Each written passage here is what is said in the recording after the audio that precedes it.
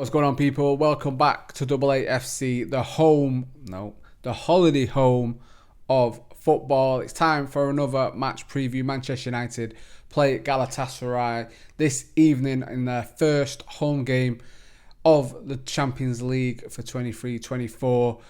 And yeah, we lost the first game, obviously, to Bayern Munich. This is a very, very important game against Galatasaray at home at Old Trafford.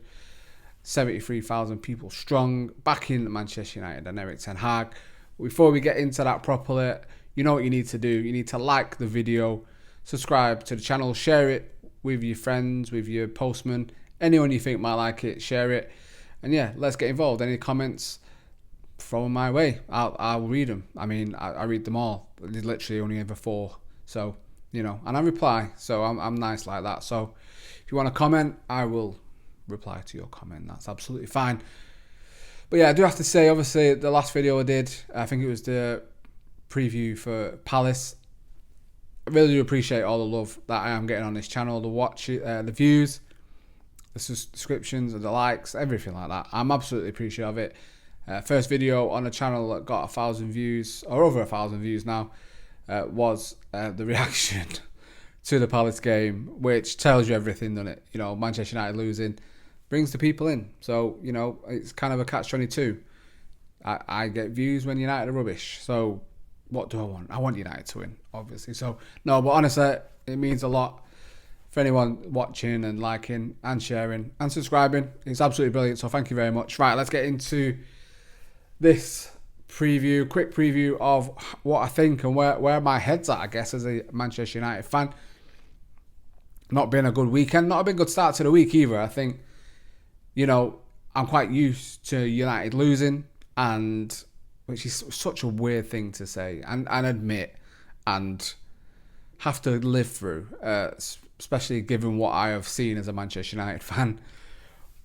But, you know, I'm quite used to losing with Manchester United. So when I've watched the game and I'm on my way home, by the time I get home, I'm usually over it and can move on, can spend time with my family, can do other things, go out, whatever it is, and it doesn't really bother me. This Palace performance really, really bothered me, and even today, which is Monday evening, I'm still quite annoyed. And, you know, I think it's just how bad the performance was, how bad we are playing, how bad everything seems to be revolving Manchester United, or involving Manchester United. At the moment, everything just seems to be going tits up, doesn't it? And it doesn't seem to be getting any better. You know, there's stories tonight that Radcliffe wants to just buy 25% and keep the Glazers in, and he wants to buy the club full in 2026, which is all bollocks. It's all nonsense.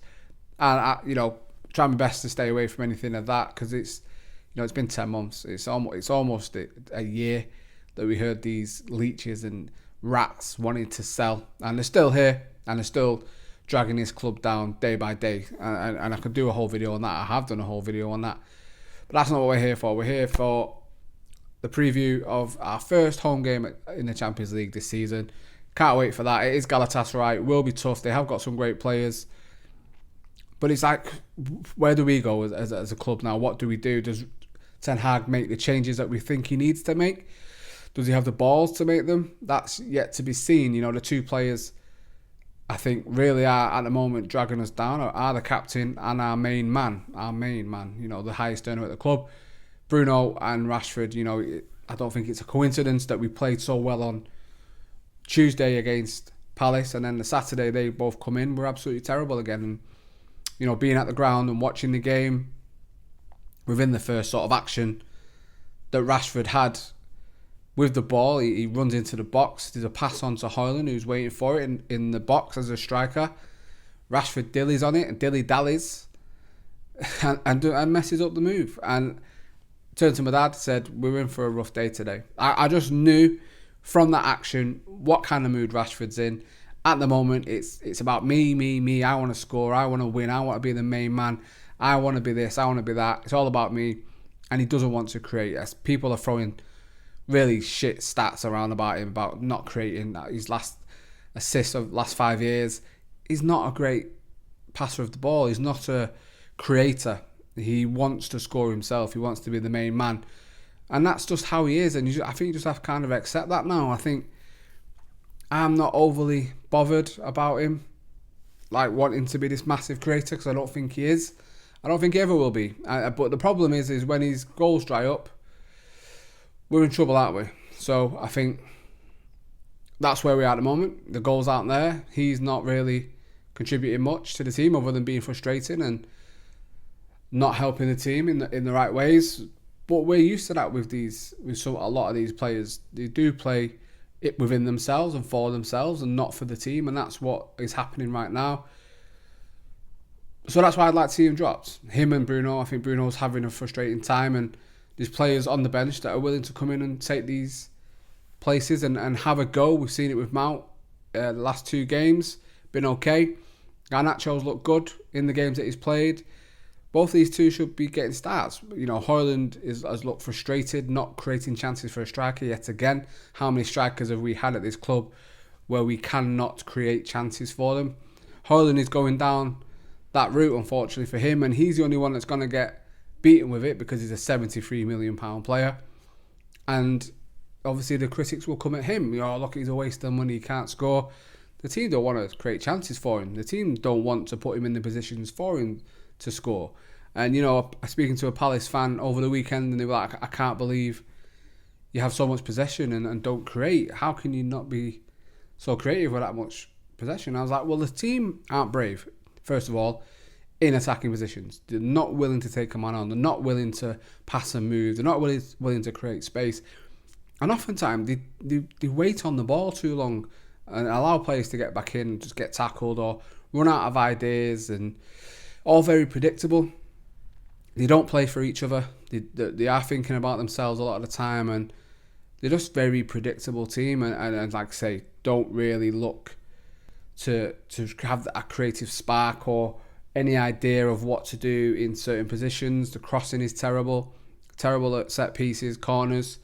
It all just adds up to a team that can't perform and don't look dangerous, no matter how much of the ball they have or what positions they are in the attacking third.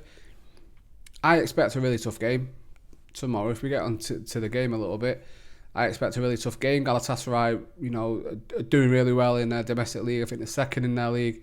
Got a draw in the first game, obviously. And they've got a lot of dangerous players. Icardi, Zaha, Mertens, Ziyech, if he's fit and available. And I think they could cause us some problems at Old Trafford tomorrow, especially with the confidence or lack thereof that we have, and teams coming to Old Trafford now and thinking they can win at will, to be honest with you. So I expect a really tough game. I think this group is going to be tough. You know, people look at Galatasaray and Copenhagen and think Manchester United have a God-given right to finish second. You know, they both drew in the first game, and I think, I've said it when we got drew against them, I think Copenhagen away is a typical Manchester United game in the Champions League that we would lose. We'd do it on the Fergie. We'd go to these minnows or smaller clubs and not show up, and we'd drop 1-0 or, you know, at best a draw. Did it in the last time I was in the Champions League at Young Boys. I don't think we didn't beat Young Boys. They beat us at their place and drew at Old Trafford. I can see us dropping points at Copenhagen. So these home games are going to be vitally important now. We need to win all 3 home games and look to get something in the remaining 2 away games. Performance would be great. Okay, I think a performance would be great to go along with a result. And I hate being someone who just wants to get a win. But I think that's where we are, especially in the Champions League. Because if we lose 2 games, you're really, you know, battling to get back and to qualify. And we don't want that. So I will take a win as long as the performance is better and it looks like we're trying new things. We're trying to improve. We're trying to get back to where we were. And this is what we have to deal with as United fans now, because we've seen the bar that this manager has brought to these players and where we see we can play. And yes, it's not perfect, but we were getting results and scoring goals as little as that was. We're not getting any of that now. So it's like, we just want to see something. You know, we thought we had it, you know, the Burnley and then Palace. We thought we were kind of on that upward trajectory and crashed back down with an awful performance at Palace.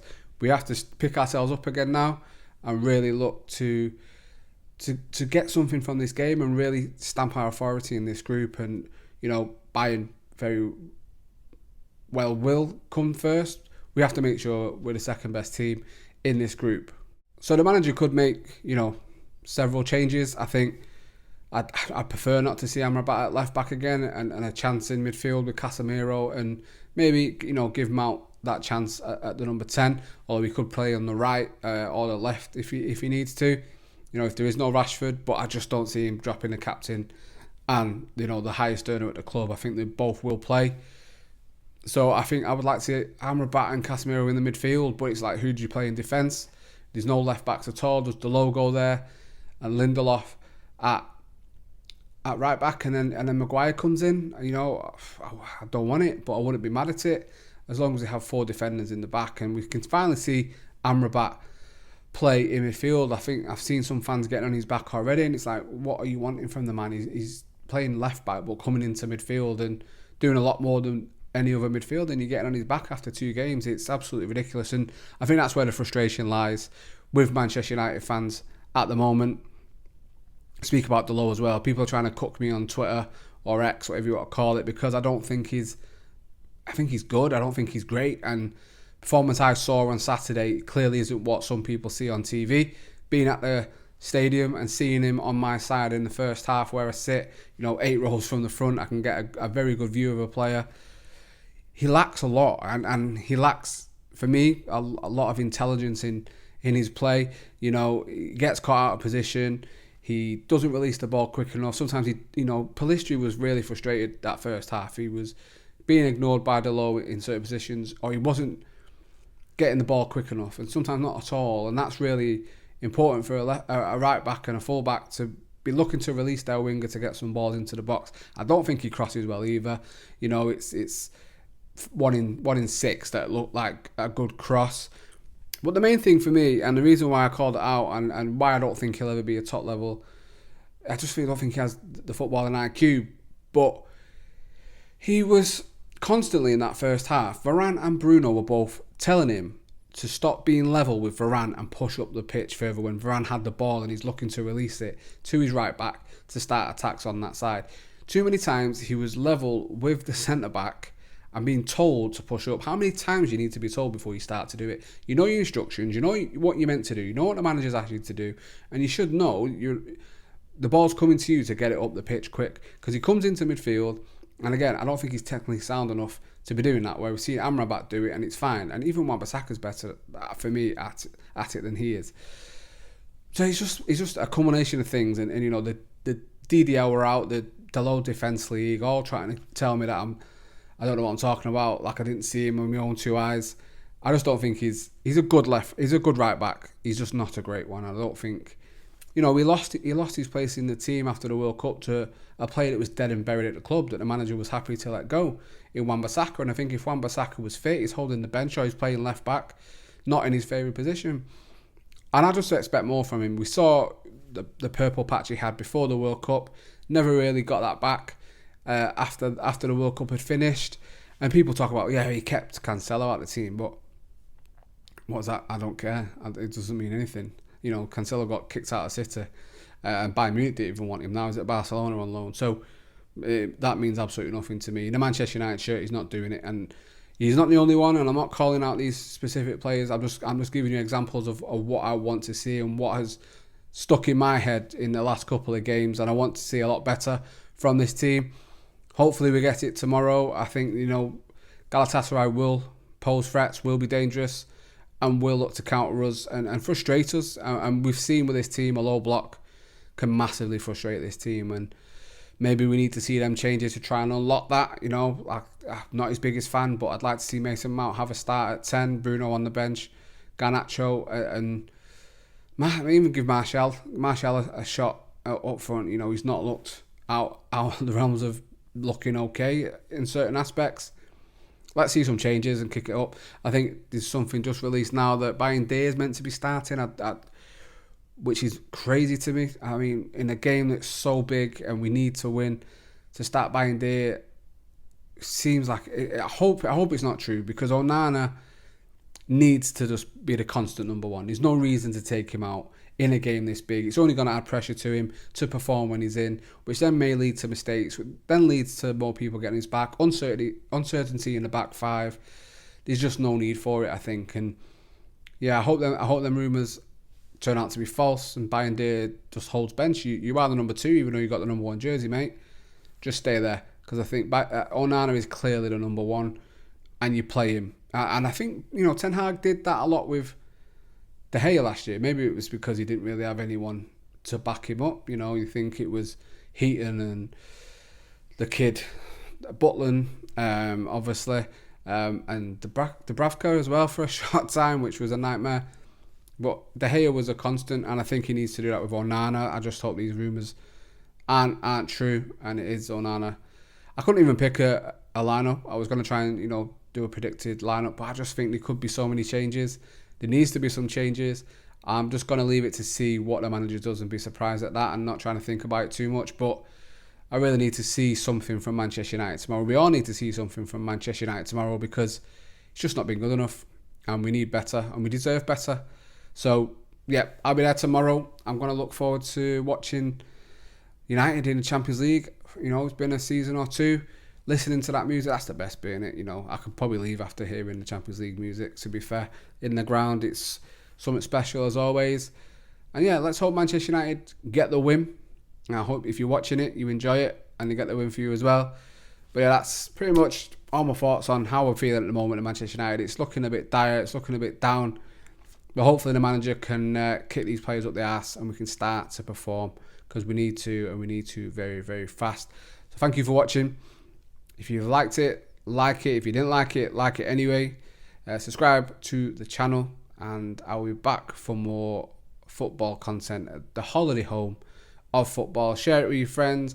Comment what you think the score is going to be, who you think the team's going to be, if you agree, if you disagree with anything I've said.